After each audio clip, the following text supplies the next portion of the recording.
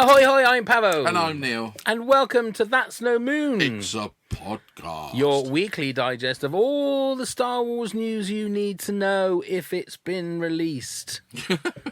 Episode number 47. Excuse me. Yes, absolutely. Episode 47. How time has flown. Yeah. Flown. Flown. Time has flown. Don't take the mickey out of Mick. Oh, time has flown. So let's kick this off then. So, the rumour mills have been going that Darth Vader may make a cameo appearance in Han Solo. Yeah. Ooh. Yeah. Didn't sound too keen on that.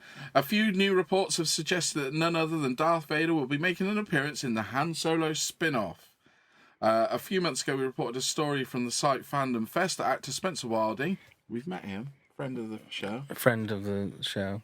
Was one of the two actors to portray Darth Vader in Rogue One: A Star Wars Story, had to cancel a convention appearance in Kentucky's Fandom Fest due to filming for Han Solo. At the time, they had the info that this was not true. And then, it goes on. I will then say it's not for, sorry.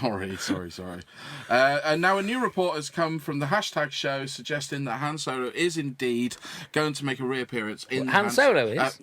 Darth Vader is going to make a reappearance in the Han Solo spin-off movie. My bad. Right, so that was from Star Wars News Net. It was. I will give kudos to Star Wars News Net for that story. You do for that. I will. So you don't seem impressed. Well, it's as long as they don't share screen time. Yeah, because they don't would have known who he was. Well, yeah, he doesn't meet him. Han Solo. Darth Vader doesn't meet Han Solo until Empire Strikes Back. So it's not like I don't want Darth Vader. It doesn't need to popping in for any reason. There's no reason for it. So I don't want that. No. I don't want Darth Vader in there. It's supposed to be the early Han Solo, isn't it? So, well, it's not going to be that early. It's not. Also it doesn't. Like you said, there's no rhyme or reason to have him in there. We want him to see, how we got the Millennium Falcon, the instance of Jabba the Hutt, and things like that. That's what we want to know about, the folklore from Han Solo that we've learnt from the original movies and things like that. We don't want to see somebody turn up that has no relevance to Han Solo. I mean, look, the thing is, it's obvious that the Empire is going to be present in that time period.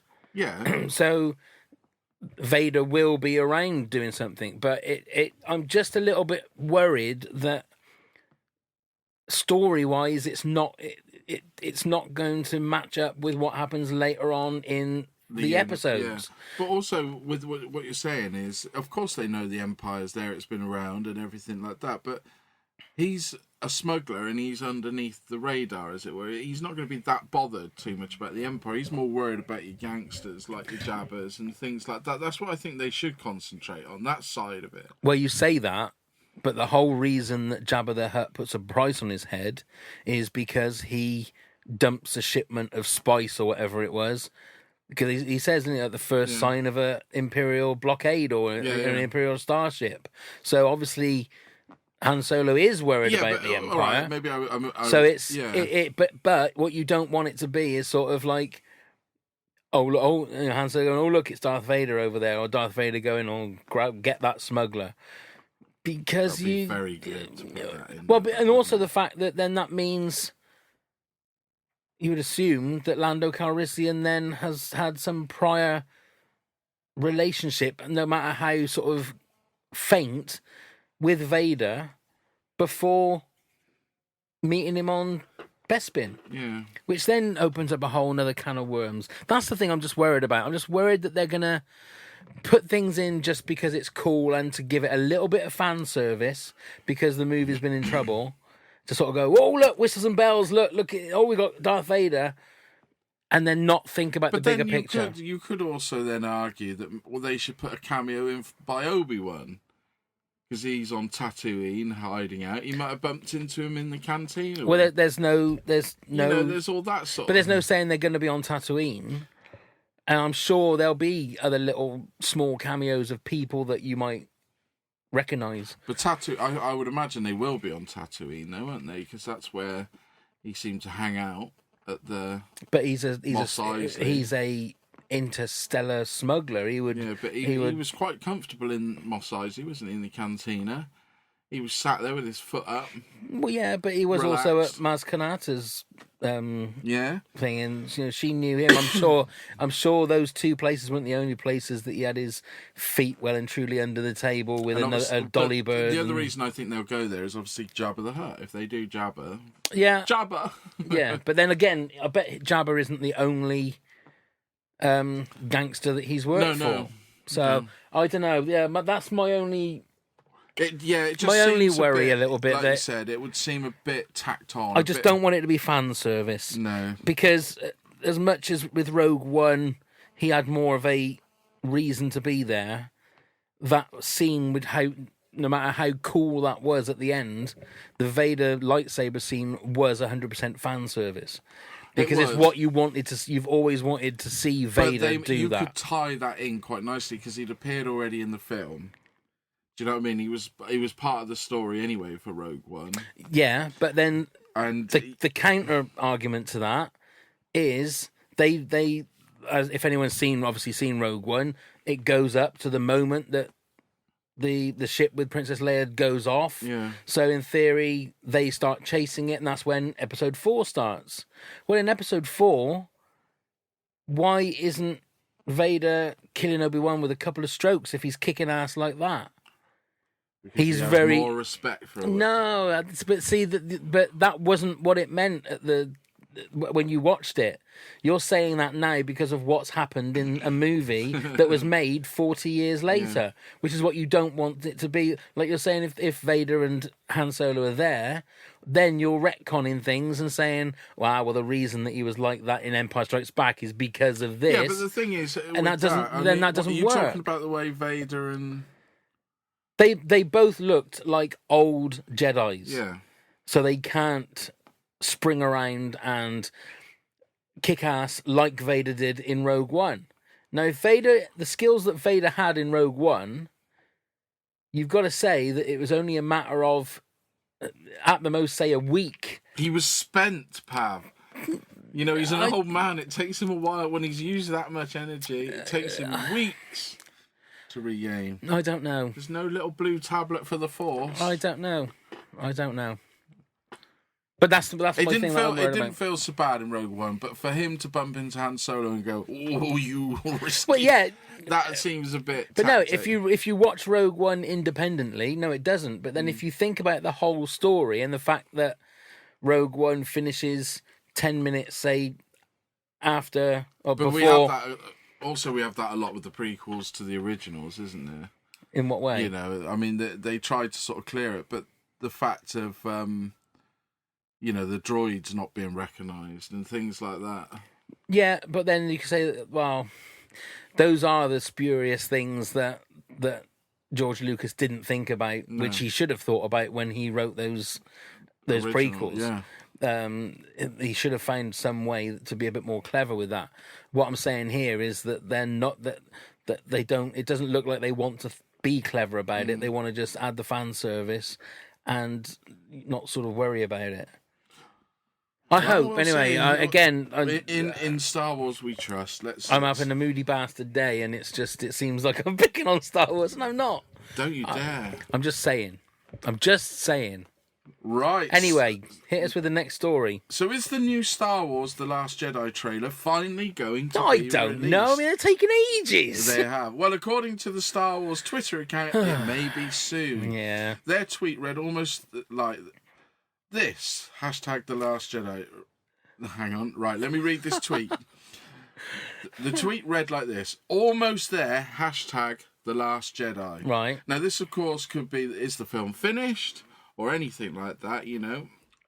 But if you then add into Mark Hamill's tweet saying, watch Monday night's football on Monday, October the 9th, for no reason in particular, it has led people to believe that is when the new Star Wars trailer is going to drop. Right, now if you look then at the further tweets, Mark Hamill somebody retweeted the tweet and then put on the top of that, looks like Mark Hamill has just told everybody that the trailer is going to drop on October the 9th or whatever.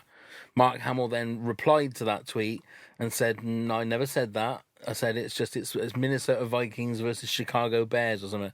It's just if you're a fan of that." And then he backtracked and started saying Disney will release it and will make an announcement when they're ready. Yeah. So he's backtracked on that and then sort of put things like, I've got to be careful what I tweet and all of this kind of stuff. So it does. I mean, it's possible it could be. It's possible that it could be that the movie is finished. When it was Force Awakens, I think they released a trailer during Monday Night Football. Yeah. I don't know.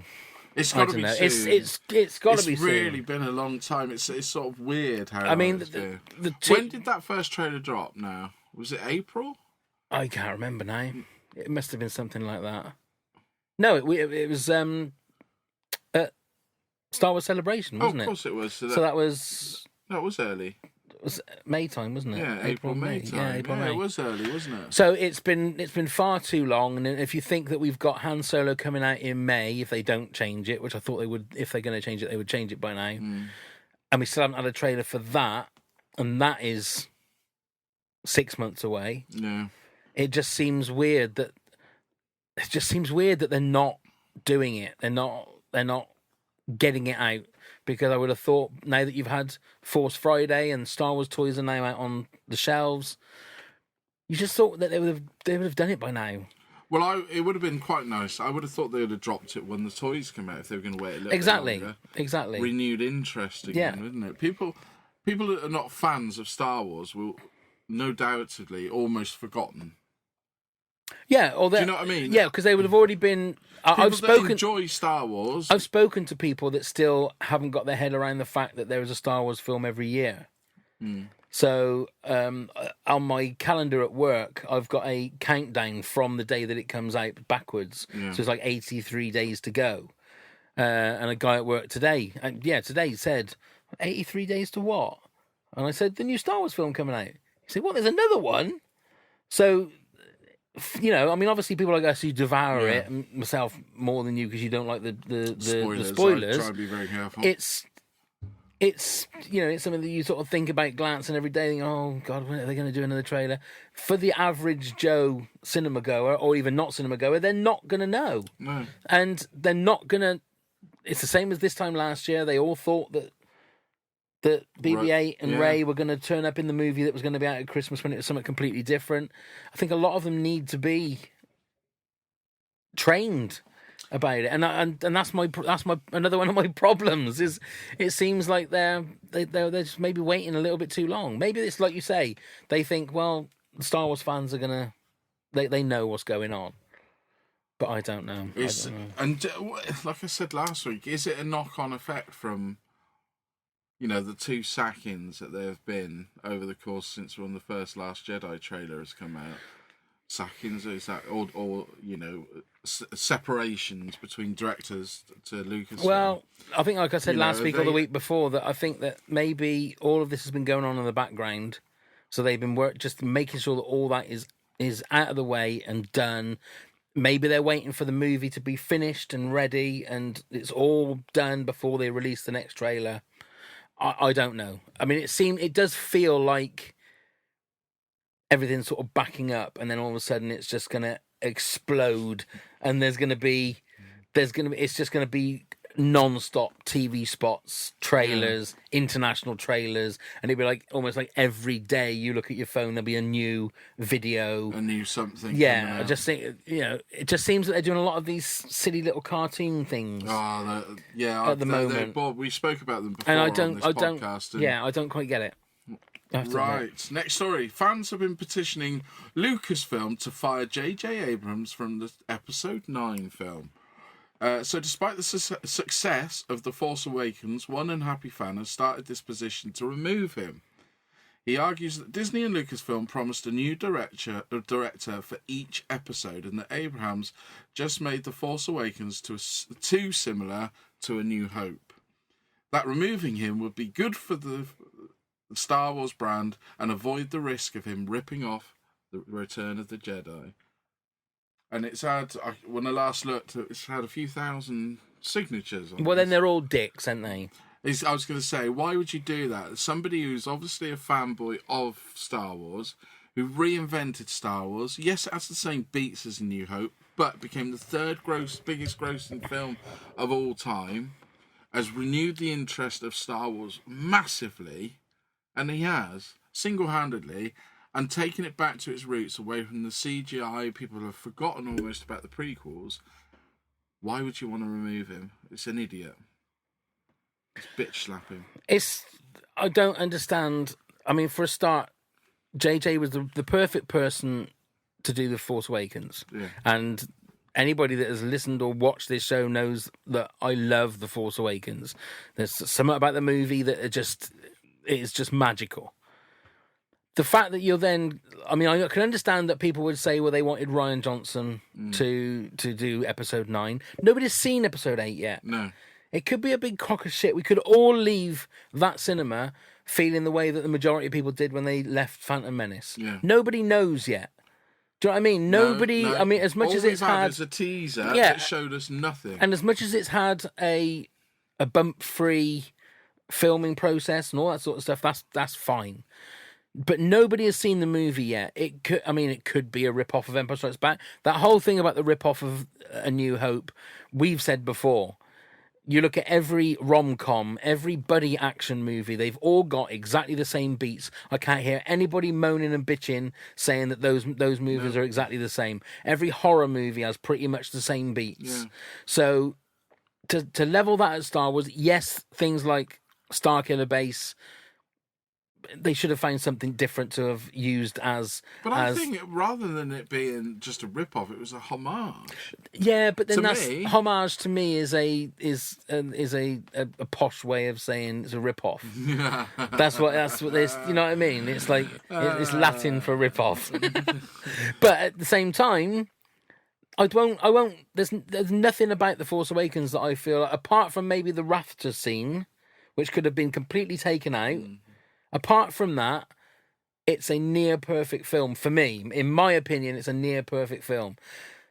And if you want to have somebody that knows the characters, that we know can make a good Star Wars film, that has all the sensibilities about everything that made Star Wars good in the first place. And also has been involved on Episode 8. He's been there. He's been there. Yeah, he knows the characters. He knows how he wants to shape this particular trilogy. Why would you not want him to come back? Why would you get rid of someone like Colin Trevorrow, who apparently the rumour is that he was very difficult to work with? Right. It wasn't just the fact that they had a falling out, but his ego was very big and he was very hard to work with. That you got somebody that Kathleen Kennedy, yes, it is a safe pair of hands. Yes, it is like a Ron Howard appointment. But at the same time, I don't give a shit. I just want a good Star Wars movie. But remember as well that JJ has come out and he is the massive Star Wars fan. Yes. So when he made the Star Trek movies, he did that because he wanted to do like a sci-fi.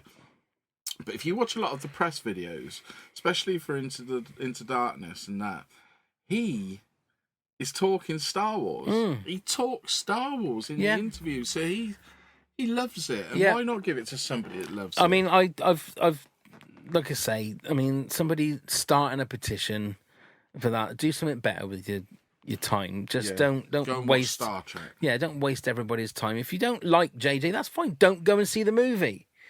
Do you know what I mean? Don't waste your time. If you don't want to see JJ do it, fine, but don't start a petition so that some guy, to get some guy to lose their job. As much as he may be a multi-millionaire, which is again by the by, and them say, I think I read somewhere that he said on there also that the reason that they've chosen JJ is it's a money situation. Well, yeah, because the last movie that he made for these people made over $2 billion. So that they're a business. They didn't spend nearly $5 billion or just over $4 billion on Lucasfilm for the movies to make $40 million in the opening No, weekend. exactly. And they're not going to be low-budget independent No. films, are they? That's not what this is So, about. yes, it's a business sense, but as a fan... Not only have they bought Lucasfilm for those many $1 billion, they're also ploughing hundreds of millions of dollars into the making of each movie. Exactly. These movies aren't coming in cheap. They're talking $100-200 million budgets for a movie. Yeah, it just really... I don't understand. I don't understand how they keep these. There's always going to be people that moan about things. That's fine. I've been moaning all night, but I just don't understand because it's just. Well, let's see stupid. if we can find something to moan at here. Oh, good. I'm sure we will. Profiles in history. Yeah, profiles in history are set to auction mass belongings to the great Carrie Fisher and her mums as well. All right. With many of the Star Wars memorabilia in the mix. Now, this includes an Empire Strikes Back script with Carrie's handwriting over it and notes on it from the movie, which is believe going to fetch in the region of $50,000. $50,000. Is that something you would like to buy? Oh yes. So, yes. I was looking at the thing on the website for this, and there is because she was also a script doctor for some of the prequels. Yeah, as well. She had a well. I'm not saying she was a script doctor, but I think she had a little look at the scripts. But they were saying that they've got a New Hope, Empire, and Jedi scripts. Yeah. I mean, Debbie Reynolds had been collecting costumes and props from movies before it was fashionable to do that. So, yeah. She had some of the most iconic items. So whether or not that they're getting rid of that kind of stuff, I don't know. But now's the time to win the lottery. Could be able to go. I mean, that would be. I would be surprised if it would go for less. That was going to lead me to my quick question for you. If you could buy one, if I was to say to you, here's all this money, you're allowed to buy one thing from the Star Wars universe for memorabilia, what would you want? God. I think an original lightsaber would be really cool. I think one of the things that is just that one of the most amazing designs would be to have an original Han Solo in carbonite. I think it's just something. But then I look at the design of X-wings and TIE fighters and Star Destroyers, and they all Millennium Falcon. All looks cool. So now they had one of the original ones from The Empire Strikes Back, didn't they? At Planet Hollywood, London. Right. Okay. Han Solo and carbonite. Now I don't know whether they were. I mean, it was advertised as with the plaque and behind the glass.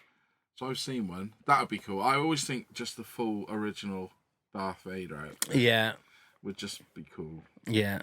There's so many cool things, and you I mean, if you were a lottery winner, but it was like it also would be cool would be to have a nice collection of the models, the original models, like the Millennium Falcon and things like that. Would just look so cool, wouldn't it? The one thing I would love to be able to go to the Lucasfilm archive and just have a walk, spend a day just walking around. Moochie. Yeah, that would be awesome. Just to go and see Howard the Duck. All of it. The Staff of Ra and the Ark of the Covenant and all of that kind of stuff. Yeah, it would just be great. Apparently, it is a great place to visit. Yeah. George, if you're listening, please send us an invite. Yeah. I'd love to come. Thanks, George. Is it still his, or does Disney own that now? No, I wouldn't have thought they own that, do they? I think it's all at Archive. Skywalker Ranch, I think, isn't it? That's where it was. Yeah, but I think if they bought it all, did they yeah, buy but I'm that? sure they'll leave it there just to leave it there, wouldn't they? But do they own it? I don't know. Anyway. So there you go. That's it. Well, if you know whether Lucasfilm own all that, do please comment below. And when you do comment below, press the like button. I keep getting that wrong. Video. So that's it for a really happy episode 47. Yeah, you grumpy bastard. It's just one of those things, isn't it? Yeah. A lot of stories. A lot of stories there that just really piss me off. And then the fact I haven't got enough money to spend money on Carrie Fisher's stuff, but there you go. Who has? Bless you. That's it. Next week, episode 48. Is that your goodbye, is it? So that's it. So come and check the website, pancast.co.uk, for all of our podcasts and things like that. And come and subscribe, hit the notification button. So thank you very much for watching. and listening. And may the force be with you always. Bye. Bye.